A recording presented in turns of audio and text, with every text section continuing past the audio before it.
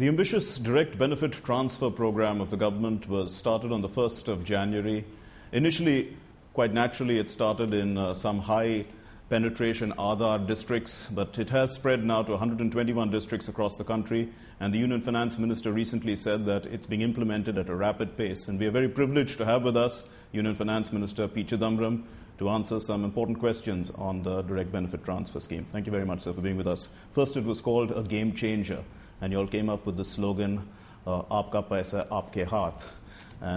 But then there were issues about implementation because some of the poorer states came under the National Population Register and Aadhaar is mandatory for the scheme. Have some of these issues been resolved? It is a game changer, but because it is a game changer, we have to get it right. This is a very large country. There are states at different levels of development. Our district administrations are at different levels of preparedness. Therefore, the country was divided into two. One half was given to the UIDI and one half was given to the Registrar General of India to enroll people for the Aadhaar. In fact, the more difficult states, the more difficult districts are with the RGI. Going into these districts in Chhattisgarh or Jharkhand or Odisha or Bihar is not easy. Therefore, there will be some unevenness in the spread of DBT. But eventually, when it is rolled out, you will find that all the beneficiaries come under DBT. And that is when you will understand the full magnitude of the scheme.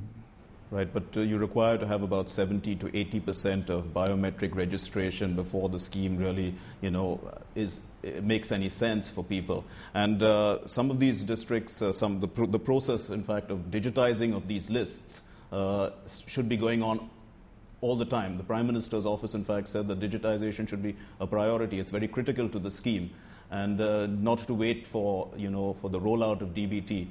What is the role really of the district collectors, of the district administration and of banks in collecting this information and digitizing it? Before I answer that question, let me tell you what the aim of DBT is. The aim of DBT is to get the money into the bank account.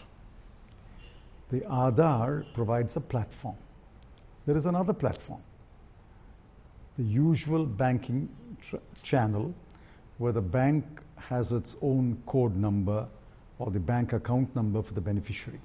Now, if Aadhaar is not there, it means that the payment will not go through the Aadhaar payment channel, but it will still go through the NEFT, the usual banking channel, as long as the bank is able to identify the account by the account number and the authority who's making the payment knows the account number. So actually today payment is going through two channels. The goal is that all the payments should move to the Aadhaar channel, and that should be the sole channel for transferring money to the bank account. Now, as I said, there are three pillars. One pillar is the list of beneficiaries. It must be digitized. It is a dynamic list. The list will change as people go out of the list and people come into the list.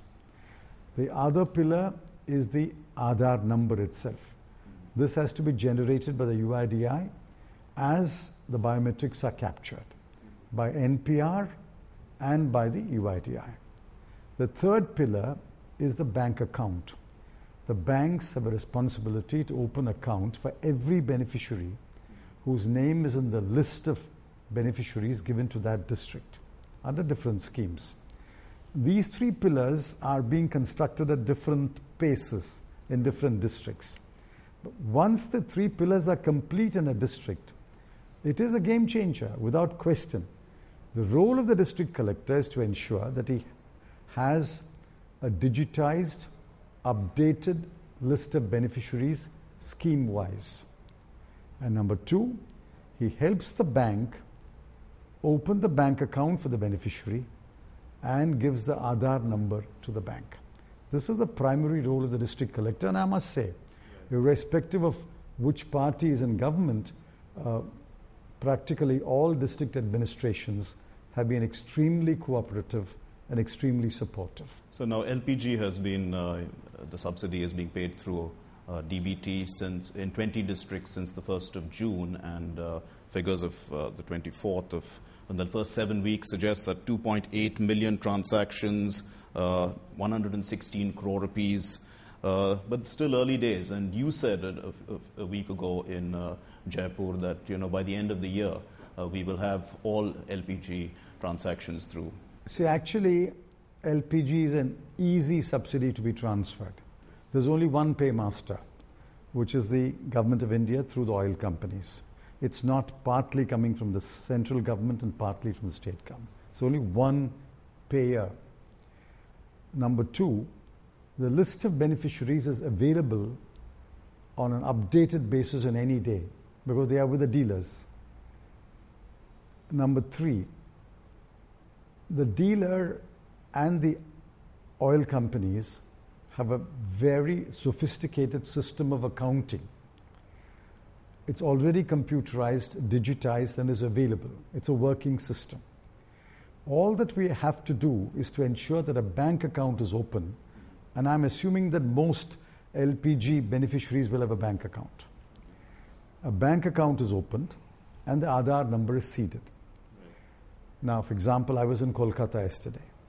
I was with the Allahabad Bank, and I asked them, how many districts are you present in? They are present in 95 of the 121 districts. I said, how many bank accounts have you opened for beneficiaries in general and LPG beneficiaries in particular? He said, in all the 95 districts, the bank account is 100% open for all the beneficiaries. Then the last question was, how many of them have been seeded with Aadhaar? And he said, only about 20 to 25%. So I asked him why. The answer is very simple. The beneficiary is unwilling to share his Aadhaar number with the dealer, who should pass it on to the bank. So today I've asked my office to issue an advisory to all the chairmen of the banks to say that the bank must directly approach the beneficiary and get the Aadhaar number and seed it in the bank account. We are asking for 80% seeding only because we think that the remaining 10 may be duplicate or false accounts, and 10, for whatever reason, may not wish to claim the subsidy through the Aadhaar platform. So I think 80% is doable, it's achievable, and with advisory going out today, I'm sure the rollout can be quite rapid in the remaining districts.